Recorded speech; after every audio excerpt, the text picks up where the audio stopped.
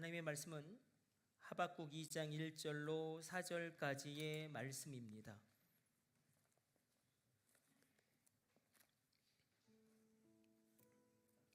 우리 한 절씩 교독해서 읽도록 하겠습니다. 하박국 2장 1절로 4절까지 말씀. 내가 내 파수하는 곳에 서며 성루에 서리라. 그가 내게 무엇이라 말씀하실는지 기다리고 바라보며 나의 질문에 대하여 어떻게 대답하실는지 보리라 하였더니, 여호와께서 내게 대답하여 이르시되 너는 이 묵시를 기록하여 판에 명백히 새기되 달려가면서도 읽을 수 있게 하라. 이 묵시는 정한 때가 있나니 그 종말이 속히 이르겠고 결코 거짓되지 아니하리라. 비록 더딜지라도 기다리라. 지체되지 않고 반드시 응하리라. 보라, 그의 마음은 교만하며 그 속에서 정직하지 못하나 의인은 그의 믿음으로 말미암아 살리라. 아멘. 우리 하박국 3장 1절과 2절 말씀도 합독해서 읽습니다. 시기 온 옷에 맞춘 선지자 하박국의 기도라. 여호와여, 내가 주께 대한 소문을 듣고 놀랐나이다. 여호와여, 주는 주의 일을 이 수년 내에 부응하게 하옵소서. 이 수년 내에 나타내시옵소서. 진노 중이라도 긍휼을 잊지 마옵소서. 아멘. 오늘 하나님께서 신년에 우리 신앙 공동체에 주시는 이 하나님의 말씀은 하박국에 대한 말씀입니다. 하박국은 그 이름 자체가 씨름하는 자라는 의미가 있습니다. 또 매달리는 자라는 의미가 있습니다. 하나님과 씨름하고 하나님과 매달림, 하나님께 매달려서 그 기도의 간구의 응답을 오늘 받게 됩니다. 그러나 하박국은 그 이름 그대로 그의 삶에 가득 찬 어떤 불이, 어떤 절망을 하나님께 항변하죠. 우리가 제주항공 참사를 바라보면서 그곳에서도 하나님, 왜 이런 일이 우리 가운데 일어나야 합니까? 그러면서 다시금 하박국의 말씀을 붙잡고 우리가 나누기를 원합니다. 하박국은 선지자이죠. 예언자이고 또 농부이기도 합니다. 우리가 살펴본 대로 선지자라는 단어 자체는 원어로는 나비인데 시브리어, 이게 하나님의 말씀을 맡은 자라는 의미가 있죠. 그러므로 하나님의 말씀으로 과거를 해석하고 현재의 상황을 하나님의 말씀으로 냉철하게 분석하고, 그리고 하나님의 말씀을 통하여 다가올 미래를 아주 예리하게 통찰하는 사람이 바로 선지자, 나비, 예언자입니다. 그런 그에게 있어서 그의 삶의 정황은 그러나 절망과 한계로 가득 차 있고, 하박국은 지금 손을 놓고 주저앉아 있습니다. 왜냐하면 엄청난 위기, 그리고 그가 도저히 어떻게 답을 내릴 수 없는 현실적인 그런 부조리에 직면했기 때문에 그렇습니다. 그가 왜 이렇게 아픔과 슬픔을 토로하는가? 그의 절망은 무엇이고 그의 한계는 무엇이고 그의 깊은 그 탄식은 무엇인가? 우리는 하박국의 절망을 한 4가지 정도로 파악할 수 있을 것입니다. 가장 먼저 그를 절망하게 한 것은, 일단 하박국은 선지자이고 예언자인데 그런 그에게 신앙의 위기가 닥쳐옵니다. 우리도 그렇지 않습니까? 신앙의 위기가 닥쳐올 때가 있습니다. 하나님이 있는 것 같기도 하고 없는 것 같기도 하고. 목사도 그럴 때가 있습니다. 여러분들은 어떠십니까? 하나님이 있는 것 같기도 하고 없는 것 같기도 하고, 이런 신앙의 위기가 닥쳐옵니다. 왜 그런가? 하박국 1장 14절로 이렇게 기록하고 있죠. 우리 한번 같이 찾아서 읽어보도록 하겠습니다. 하박국의 절망이 왜 시작되어졌는지를 우리가 파악할 수 있습니다. 같이 읽습니다. 주께서 어찌하여 사람을 바다의 고기 같게 하시며 다스리는 자 없는 벌레 같게 하시나이까? 여기서 사람은 이스라엘 민족을 상징합니다. 하박국이 지금 무엇을 이야기하냐면 이스라엘의 어떤 탁월한 지도자가 없음이 가장 큰 절망이다라고 한탄하고 토로하고 있습니다. 시브리적인 사고방식에 의해서 최고의 재앙, 최악의 상황은 그 어떤 것이 아니라 지도자의 부재라는 개념이 있습니다. 지도자의 부재.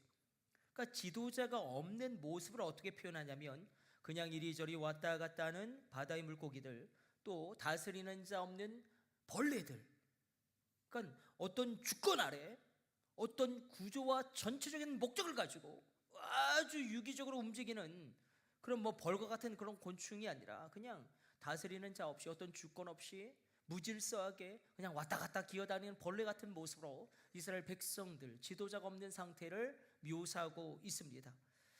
신약에서는 지도자가 없음을 이렇게 표현하죠. 목자 없는 양. 여러분, 목자 없는 양은 바로 죽습니다. 우리 양이 얼마나 그 자신을 보호할 수 있는 능력이 없는지 너무나 잘 알고 있습니다. 그래서 양은 목자가 없으면 길을 잃어 헤매다가 굶주려서 죽든지 아니면 이를 만나서 먹혀 죽든지 바로 죽습니다. 지도자가 얼마나 중요한지 우리나라 축구팀만 생각해 보아도 감독이 누가 되느냐에 따라서 그 결과가 정말 판이하게 달라지게 됩니다. 애플이 흔들리는 이유도 스티븐 잡스의 그런 지도력을 갖춘 그 사람의 CEO가 나오지 않기 때문에. 그래서 하박국이 왜 지도자 없음을 한탄하고 있는가? 왜 지도자가 없는 것과 그가 지금까지 붙잡고 있었던 신앙의 원리들이 흔들리는 그것과 무슨 연결점이 있는가? 어떤 연관성이 있는가? 아니, 지도자가 없는 것과 나의 신앙이 흔들리는 것과 무슨 상관이 있습니까? 그러나 상관이 있습니다. 왜냐하면 요시야 왕의 죽음 때문에 그렇습니다. 요시야 왕의 죽음은 굉장히 큰 믿음의 사람들에게 신앙의 고민을 던지는 정말 큰 문제였습니다. 하박국은 요시야 왕의 죽음을 목격하죠. 또 직접 요시야 왕의 죽음을 슬퍼하며 애가를 불렀습니다. 유대 백성들에게 다윗만큼이나 사랑받았던 왕은 요시야 왕입니다. 심지어 예레미야는 이 요시야 왕을 위하여 애가를 지었고 온 백성들이 그 애가를 같이 부르면서 웁니다. 우리가 뭐 대통령이 죽었다고 온 백성이 그 대통령의 이름을 환호성을 막 지르면서 울진 않잖아요. 역대하 36장 25절과 26절로 이렇게 기록되고 있습니다. 온 유다와 예루살렘 사람들이 요시야를 슬퍼하고 예레미야는 저를 위하여 애가를 지었으며 노래하는 남자와 여자는 요시야를 슬피 노래하니 이스라엘의 규례가 되어 오늘날까지 이르렀으며 백성들이 요시야 왕의 죽음을 얼마나 슬퍼했던지 애가를 지어서 그 노래를 부르면서 웁니다.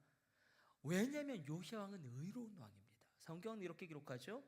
여호와 보시기에 정직히 행하였다. 다윗이 행한 모든 길로 행하여 좌로나 우로나 치우치지 아니하였다. 그는 또 어떤 일을 행했습니까? 주님의 성전을 보수하였습니다. 잃어버렸던 유월절 예배를 회복했습니다. 여러분, 유월절이 얼마나 중요합니까?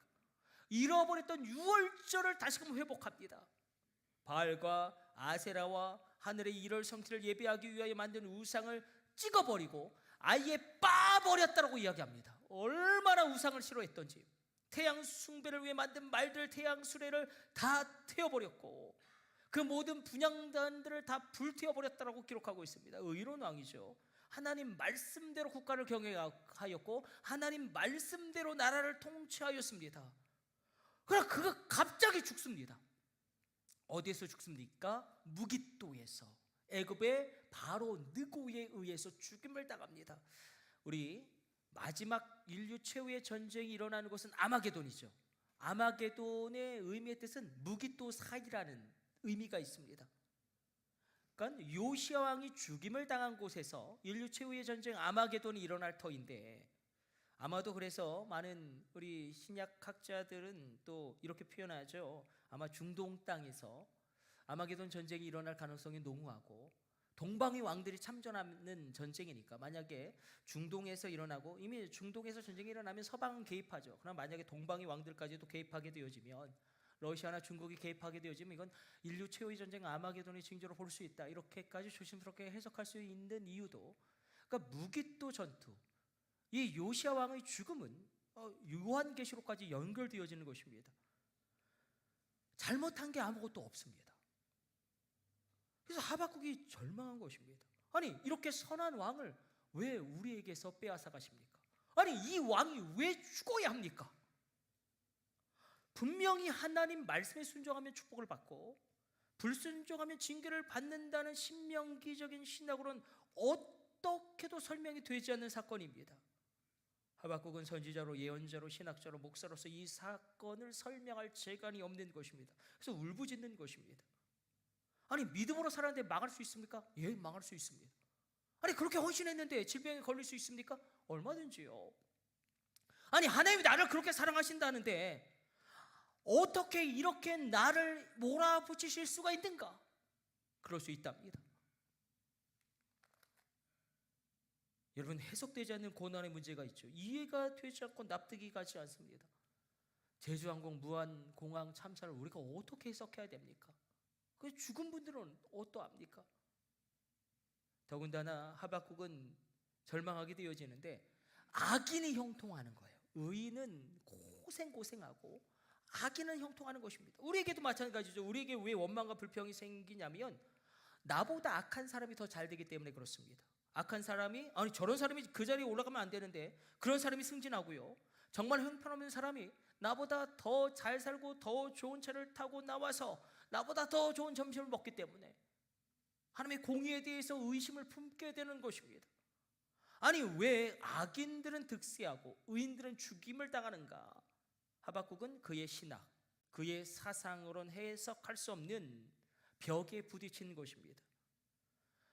하박국의 절망은 이것으로 끝나지 않죠. 근본적인 고민이에요. 우리가 포로기 후기를 읽어 내려갈 때에, 그리고 이제 예레미야라든지 이사야 읽어 내려갈 때에 믿음의 사람들의 끊임없는 고민, 하나님을 향한 그 갈급한 기도의 제목은 우리가 잘못한 건 인정한다라는 거예요. 우리가 범죄하였다는 것도 인정한다라는 거예요. 그런데 어떻게 하나님, 우리가 타락했다라고 하더라도 우리를 심판하시는데 우리보다 더 악하고 더 타락한 바벨론을 들어 쓰실 수 있습니까? 그리고 이 징계가 너무나 가혹한 건 아닙니까? 하나님의 징계가 이렇게 너무나 가혹하다고 느껴지는 거예요. 아니, 우리가 이렇게 망할 정도로 잘못했습니까?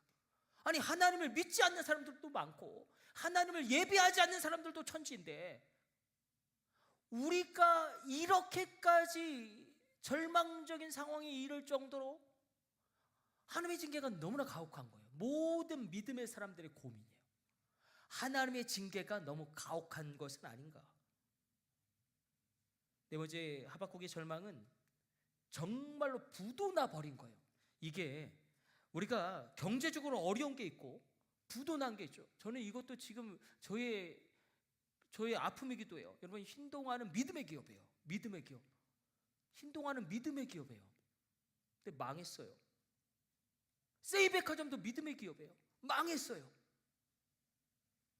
이게 경제적으로 어려운 게 있고 부도난 게 있는데 부도나 버렸어요. 오늘 3장 17절로 이렇게 기록되고 있습니다. 이게 하박국의 부도예요. 우리 같이 읽습니다. 비록 무화과 나무가 무성하지 못하며 포도나무에 열매가 없으며 감람나무에 소출이 없으며 밭에 먹을 것이 없으며 우리의 양이 없으며 외양간에 소가 없을지라도, 자, 여기 나와 있는 무화과 나무, 포도나무, 감람나무, 양소는 그야말로 이스라엘 백성들 하박국을 포함해서 주된 수입원이고 생기수단입니다. 근데 이 모든 것이 막혀버린 것입니다. 무화과 나무에 열매가 없고 포도나무에 실과가 없고 감람나무에 소출이 없고 밭에 먹을 것도 없고 우리의 소도 없고 외양간에 양도 없는 이런 상황 가운데 없습니다. 아무것도 없습니다. 그러니까 필수적인 게 다 없는 거예요. 필수적인 거, 생존에 가장 필수적인 게 다 없는 거예요. 우리에게 바꿔 적용해 보면 모든 것이 수입원이 막혀버리는 것입니다. 이 정도 되면 많은 분들은 절망하고 낙심하고 하나님께 막 삿대질하고 교회를 뛰쳐나가고 심지어 어떤 분들은 극단적인 선택까지 할 것인데, 하박국이 당한 고난이 얼마나 컸던지 그가 이렇게 토로하죠. 창자가 흔들렸답니다. 고난이 얼마나 큰지. 창자가 흔들릴 정도로 고난을 받았다는 거예요. 창자가 흔들릴 정도의 환난은 어떤 환난일까요? 이런 표현도 있습니다. 심장이 뚝 떨어지는 그런 상태 가운데 내가 처했다. 심장, 우리도 그럴 때가 있죠. 심장이 뚝 떨어지는 것 같은, 창자가 흔들릴 정도의. 오늘 설교 핵심입니다. 그런데 찬양을 합니다. 갑자기 돌변하죠. 1장 2장에서는 하나님 어찌하여 그렇게 항변하다가 3장에는 돌변해서 찬양을 합니다. 3장 18절 19절 말씀 우리 같이 읽습니다. 나는 여호와로 말미암아 즐거워하며 나의 구원의 하나님을 인하여 기뻐하리로다. 주 여호와는 나의 힘이시라. 나의 발을 사슴과 같게 하사 나로 나의 높은 곳에 다니게 하시리로다.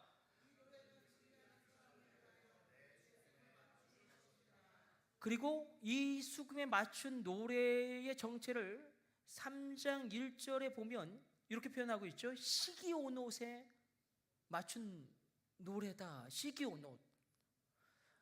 근데 이 노래는 시기온옷은 그냥 점잖게 찬양하는 게 아니라 우리 마음 찬양단이 우리 뜨겁게 막 찬양하지 않았습니까? 은혜 안에 뒤놀며 주의 영광 보리라.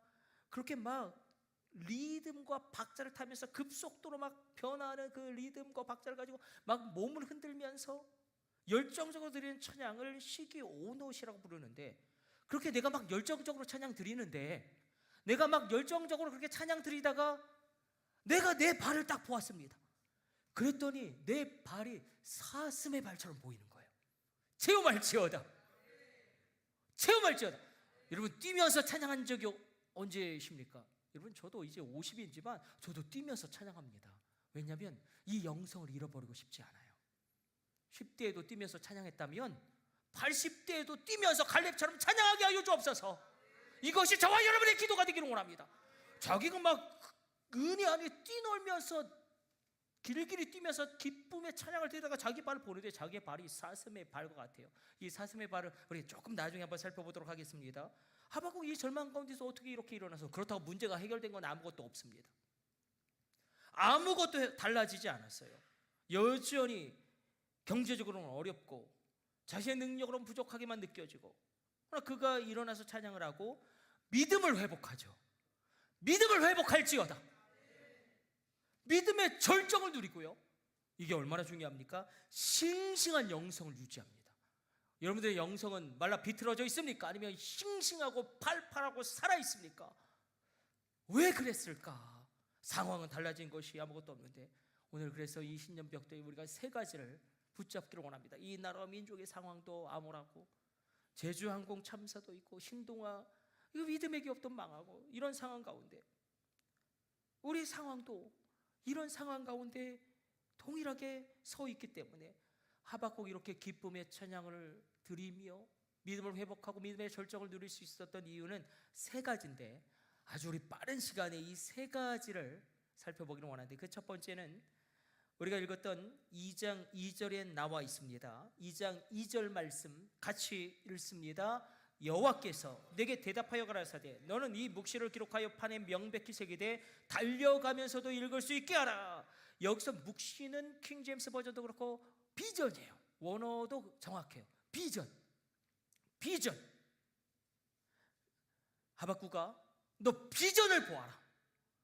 너 왜 살아야 되는지, 그 삶의 절망 가운데서도 왜 살아야 하는지 그 비전을 보아라. 그 비전을 보았다면 그 비전을 너희 심령에 아로새기고 그 비전을 품고 달려가고, 달려가면서도 그 비전을 읽어라. 비전을 보아라. 여러분, 내가 하나님 나라 가기 전까지 완수할 그 비전이 있으십니까? 이 비전, 하박국은 정말 아무것도 없는 상황입니다. 돌짝밭이죠. 나는 아무것도 없는 돌짝밭이지만 하나님은 나에게 비전을 주시는 것입니다. 내가 살아가야 할 이유와 목적을 분명히 보여주시는 것입니다. 그래서 이렇게 말씀하시는 거예요. 3절로 이렇게 기록되고 있습니다. 같이 읽습니다. 이 묵시는 정한 때가 있나니 그 종말이 속히 이르겠고 결코 거짓되지 아니하리라. 비록 더딜지라도 기다리라. 지체되지 않고 정령 응하리라. 내가 너에게 준 비전 그거 반드시 내가 이루겠다. 이 묵시는 정한 때가 있다. 근데 이게 우리로 낙심하게 하는 거죠. 정한 때가 있어요. 하나님의 때와 나의 때가 다를 수가 있습니다. 내가 생각하는 회복되어질 때와 하나님이 주시는 회복의 때가 다를 수 있기 때문에, 내가 생각하는 부흥의 때와 하나님이 주시는 부흥의 때가 다르기 때문에 갑자기 베드로의 설교에 힘이 실리기 시작합니다. 그의 설교는 달라진 건 아무것도 없습니다. 그의 말에 권세가 있고요, 사람들의 그의 심령에 따라서 움직이기 시작합니다.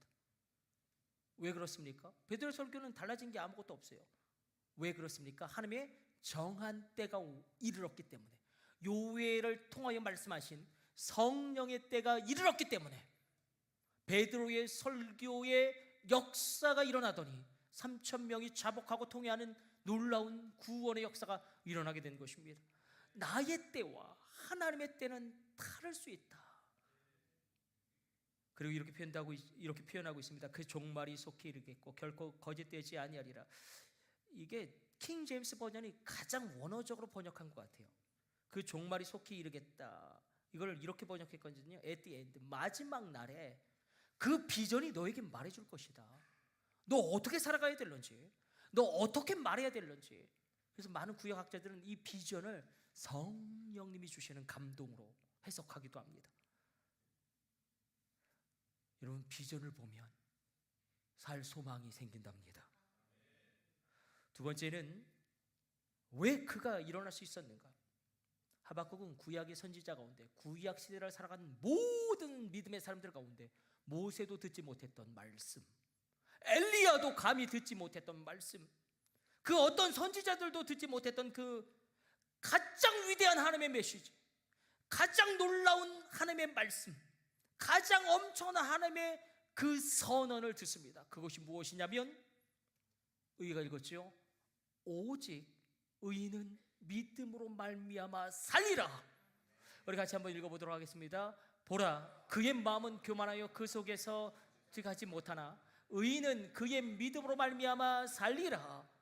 그 누구도 듣지 못한, 오직 의인은 믿음으로 말미암아 살리라. 이 말씀은요, 우리가 담대하게 확신을 가지고 끊어서 또박또박 읽어야 합니다. 우리 한번 저를 따라서 한번 읽어봅시다. 오직 의인은 그 믿음으로 말미암아 살리라.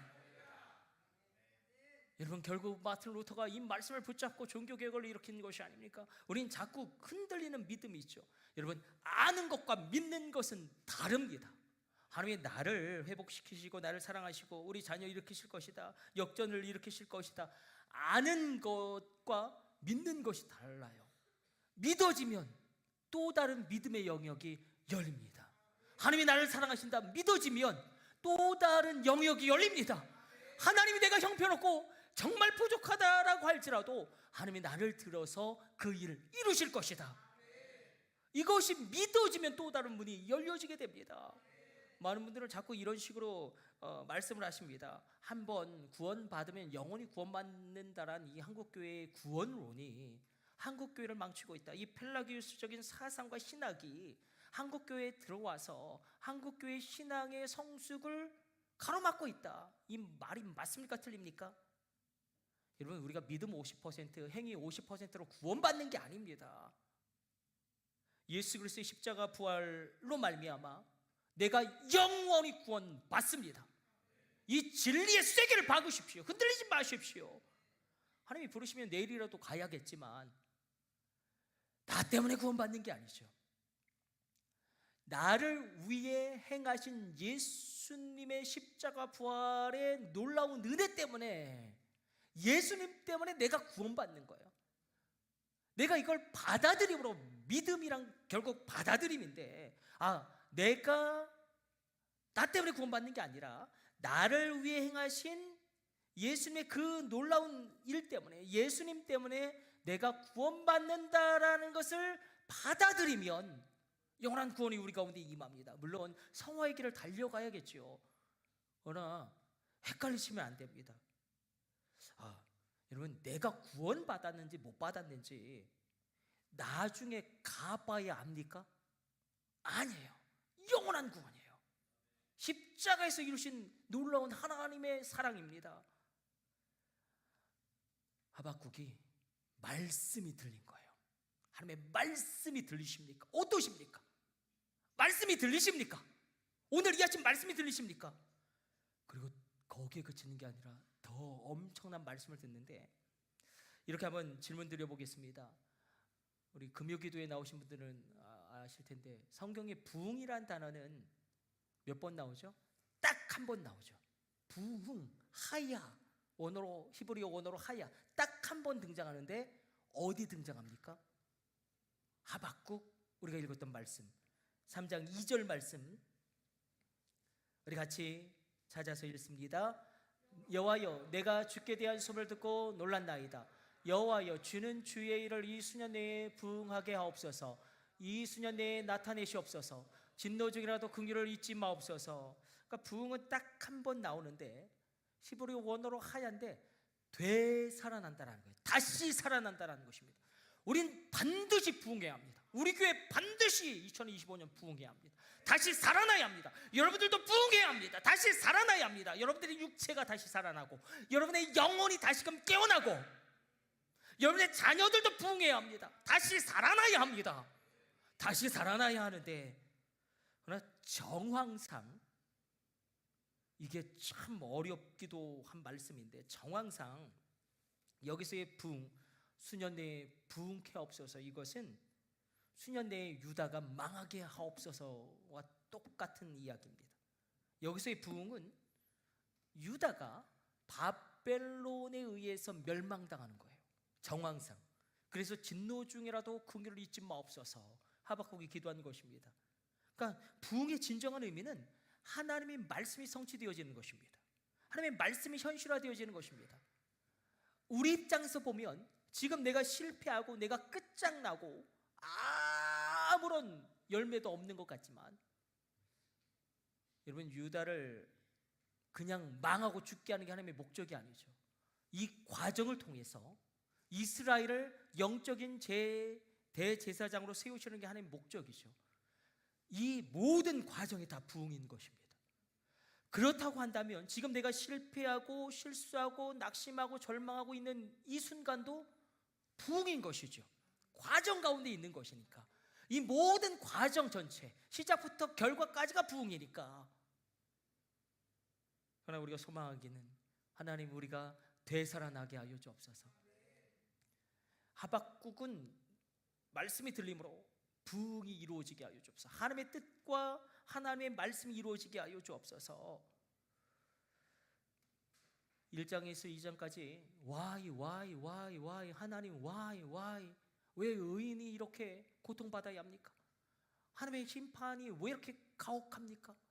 우리를 언제까지 이렇게 내버려 두실 것입니까? 왜 의로운 왕을 우리에게서 데려가십니까? why 그러다가 하박국이 하나 깨닫는 것이 있습니다. 내 백성이 망하는 게 나의 목적이 아니고 이 과정을 통하여 더 새롭게 되어지는 것이 하나님의 목적임을 깨닫게 되는 것입니다. 나의 남편의 실패도 하나님은 사용하실 것입니다. 나의 치명적인 실수도 하나님은 사용하셔서 끝내 부응케 하실 것입니다. 주권은 오직 하나님께 있습니다. 모든 능력은 오직 주께 있습니다. 그래서 이렇게 오늘 말씀 마쳐보려고 합니다. 하박국은 비전을 보았습니다. 말씀이 들렸습니다. 말씀이 들려. 오직 의인은 믿음으로 말미암아 살리라. 내가 너를 부응케 하리라. 말씀. 세 번째 하박국이 일어날 수 있었던 중요한 본질적인 원리가 오늘 본문 3장 18절 19절 우리가 읽진 않았지만 우리 같이 읽고 오늘 설교 정리해 보도록 하겠습니다. 우리 같이 찾아가서 읽습니다. 나는 여호와로 말미암아 즐거워하며 나의 구원의 하나님으로 말미암아 기뻐하리로다. 주 여호와는 나의 힘이시라. 나의 발을 사슴과 같게 하사 나로 나의 높은 곳에 다니게 하시리로다. 여러분 여기서 사슴의 발이 등장합니다. 사슴의 발은 무엇이냐면 이렇게 그냥 받아들이시면 돼요. 하나님이 공급해 주시는 힘이에요. 그것을 표현할 때 사슴의 발이라고 표현합니다. 그리고 사슴은 무엇을 상징적으로 나타냅니까? 사모함. 여러분 사슴은요 목마르면 물을 찾아 헤매다가 그 막 사막에서 땅을 파다가 죽습니다. 그렇게 하나님을 찾는 사모함. 사슴의 발. 내 발을 사슴의 발과 같게 하사 하나님의 공급하심. 내 힘으로 사역하면 쓰러지게 되겠죠. 내 힘으로 그 문제를 뛰어넘을 수가 없게 될 것입니다. 그러나 하나님의 공급하시는 힘과 지혜와 능력이 있다면 나로 나의 높은 곳에 다니게 하시리로다. 내가 뛰어넘을 수 없는 것을 뛰어넘게 되어지며 내가 극복할 수 없는 것을 극복하게 되어질 것이다. 이 사슴의 발, 2025년도 체험하시길 축복합니다. 하나님이 공급하신 능력으로 한계와 절망을 뛰어넘는 능력을 의미하기 때문에 이 사슴의 발, 사슴처럼 목마르기를 원합니다. 하나님을 향하여 사모함으로 나가기를 원합니다. 결국 그 낙심하고 절망했던 하박국, 아무것도 문제가 해결되지 않았지만 비전이 보여지는 것입니다. 말씀이 들려지는 것입니다. 사슴의 발로 행하게 되는 것입니다. 하나님이 공급해 주시는 소망, 하나님이 부어주시는 은혜, 세상은 결코 이해할 수 없는 하나님이 허락하시는 평강이 그 심령 가운데 임하니 사슴의 발이 될지어다. 어제 예화를 생각하다가 이번 주에 제가 임마누엘 냉천 수양관이란 곳에 가서 오후 2시 집회 인도하는데, 사실 제 집회는 아니죠. 안승철 감독님 집회인데 저보고 그냥 다 하라고 하셔서 여기가 어딘가 하고 알아봤더니 여기 조세파 파지마라는 목사님이 오셔서 가장 먼저 집회를 하셔서 굉장히 어떻게 영향력을 끼치게 된, 그리고 뭐 원래부터 치유의 기적이 많이 일어났으니까 이렇게 말씀 마쳐보려고 합니다. 사슴의 발, 여러분의 인생이 사슴의 발과 같은 인생 되시길 축복합니다. 이 조세파 과지마 목사님은 이 탄자니아에서 제일 큰 교회 담임 목사님이시에요. 근데 10살 때 척추 손상으로 말미암아 전신마비 증세로 6년간 꼼짝없이 누워 지냈습니다. 6년간 꼼짝없이 누워 지내니 제일 문제가 되는 것은 역창인가요? 뭐라고 표현하죠? 욕창. 6년 동안 그냥 10살 때 척추 손상으로 전신마비로 꼼짝없이 누워 지내다가 운명적으로 예수님을 만납니다. 운명적으로 성령으로 세례를 받습니다. 그리고 벌떡 일어났대요. 지금까지 온전합니다. 그리고 목사님이 되어서 탄자니아에서 가장 큰 교회를 세웠는데 이분이 기도하면 죽은 사람이 살아납니다. 아유, 목사님 뻥이죠. 여러분 국민일보 기사 잘 찾아보세요. 그러면 이 탄자니아에서 일어나고 있는 부흥의 역사를 이야기하면서 이 조세파 과지마 목사님에 대해서 언급합니다. 죽은 자가 살아나요. 지금도 죽은 자가 살아납니다. 우리가 믿지 않고 우리가 성령님의 역사를 제한해서 그렇지 살아납니다. 사슴의 발, 우리에게 하늘을 땅을 묻고 풀 권세를 하나님이 친히 주시지 않았습니까? 그 권세가 바로 예수의 이름을 믿으시면 아멘. 그 권세가 바로 예수님의 보혈임을 믿으시면 아멘. 우리가 마음 찬양단이 찬양했죠. 하나님의 이름은 너무너무 많죠. 엘샤다이, 야훼, 그 모든 이름을 하나로 합치면 한 가지 이름만 남습니다. 예수의 이름. 우리가 그러므로 예수의 이름이 권세다. 예수의 보혈이 권세다. 우리가 그렇게 사슴의 발이 되기를 원합니다. 내가 뛰어넘을 수 없는 것을 뛰어넘고 극복할 수 없는 것을 극복하게 되어지는 사슴의 발의 인생이 2025년에 열릴지어다.